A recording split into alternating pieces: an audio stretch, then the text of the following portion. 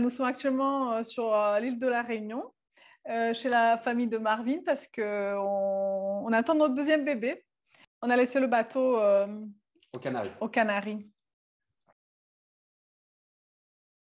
Nous, clairement, on a décidé de changer de vie, qui soit vraiment différent de ce qu'on a quitté, qui ne nous convenait plus à terre. Est-ce qu'on est heureux? Non. Bon, bah, qu'est-ce qu'il faut changer? Et du coup, Et on a tout changé. voilà. On a décidé de vivre cette vie alternative sur un bateau. On ne fait pas un tour du monde chronométré dans un sens. On navigue à travers le monde. On voulait faire le van, mais le van, ça ne flotte pas. Donc, on s'est dit que ça allait être compliqué. Voilà, pour se retrouver dans ce style où on respecte la nature, où on essaie d'utiliser une énergie renouvelable. On a fini par acheter une épave à 600-500 euros, je crois, un Évasion 22. Et ensuite, on s'est dit, bah voilà, avec une petite Évasion 22 qui flotte, on va aller faire une petite croisière Palavas, Marseille, Marseille-Palavas en une semaine. Ça s'est super bien passé. De là, on a eu un enfant. Et l'enfant, ça a été… je vais vite, sinon on est là pendant 3 heures. Hein. L'enfant, ça a été l'élément déclencheur de cette… Pour aller encore plus loin dans ce sens-là, on habite sur le bateau depuis début octobre 2019. Et voilà, début novembre, on est parti. On a cherché un endroit où on peut être en t-shirt en décembre. Mais on a dit, on va l'écrire l'objectif. Comme ça, vraiment, nos actions vont nous amener vers ça. Et de là, tout s'est un peu goupillé. Voilà, à partir du moment où on l'avait en tête, et ben on l'a écrit, comme disait Dani, puis on a tout fait pour que ça réussisse. On a regardé d'autres vidéos, puis à la fin, on a arrêté de regarder des vidéos, en fait, après C'est vrai, on s'est dit, il faut qu'on y soit. Regarder des vidéos, on veut le faire. On va diminuer nos revenus par 3. On va avoir un tiers de ce qu'on a parce que Marvin va continuer à travailler. Maintenant, ce qui est incroyable, c'est que ça nous suffit et même on est plus heureux.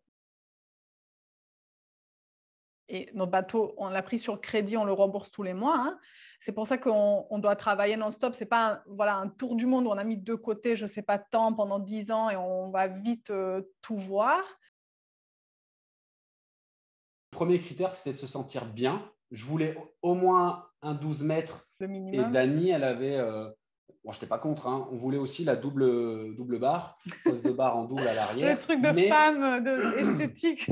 Mais notre bateau, on l'adore. Mais pour nous, ça reste un bateau de kéké du sud-ouest, du sud-est. Enfin, ouais. C'est pas… c'est pas péjoratif, mais c'est pour en rire un petit peu. Et on l'a pris aussi pour la vie au mouillage. On n'est pas obligé d'avoir tout au départ. On est quand même parti avec rien au départ.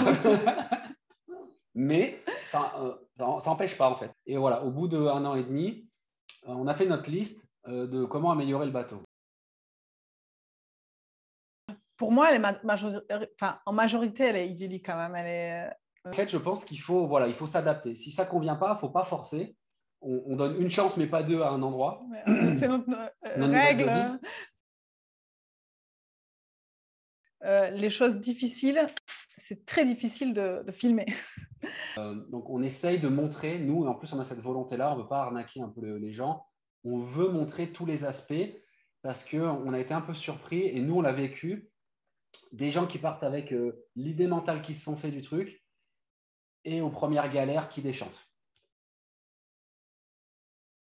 Il faut éviter de faire un plan trop précis et s'enfermer trop dans quelque chose qui va forcément changer. Tous les marins le savent. Hein. Il y a le plan A et puis il y a tous les autres plans. S'adapter et aussi pour moi, il faut partir parce que sans ce départ, on peut se préparer, on peut imaginer des choses. Ça ne sera pas comme ça. Je crois que jamais quelque chose m'a autant changé que ce voyage. C'est incroyable. Et ne pas attendre d'être à la retraite pour profiter de la vie.